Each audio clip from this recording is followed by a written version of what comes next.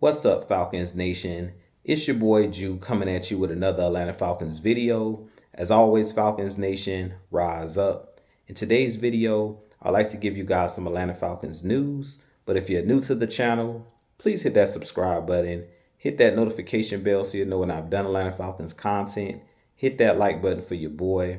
I do appreciate each and every one of you guys for your continued support, continuing to share out my content on all the social media platforms. If you'd like to follow your boy on Twitter and Instagram, you can follow me at Jew Talk Sports. If you'd like to donate to my channel, you can donate to my Cash App, which is the $ Jew Talk Sports. And if you'd like to be a part of my Jew Talk Sports membership, you can hit that join tab here on the channel as well. But with that being said, let's jump right into the video. So today in Atlanta Falcons news, the Falcons have re-signed linebacker Nate Landman. Nate Landman did have a really good season last year with our Atlanta Falcons, filling in for starting linebacker Troy Anderson.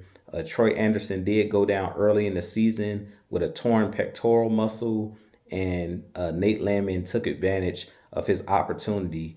Nate Landman had 110 tackles last season, 2 sacks, and 1 interception. He was one of the better players on our defense last season, and I wasn't surprised to see him being extended by our Atlanta Falcons. I do think that this is a really good signing for our Atlanta Falcons, and I do believe, being that Nate Landman played really well last season, I do believe that he's carved out a role on this Atlanta Falcons defense for years to come. And being that he did perform really well last season with our Atlanta Falcons, I definitely think that guys like Troy Anderson, who's coming back from injury, could possibly be moved to the outside linebacker position, where he'll be used more as a Swiss Army knife, where they'll use him as the inside linebacker and sometimes play him as kind of like a pass rusher for our Atlanta Falcons. But Nate Landman was one of those guys that pretty much had a Pro Bowl type season. He almost made the Pro Bowl, but he wasn't voted in, unfortunately. But he was a guy that played really well for our Atlanta Falcons last season. And I definitely think that this was a big signing for our Atlanta Falcons. But you guys give me your thoughts on Nate Landman, him being extended with our Atlanta Falcons.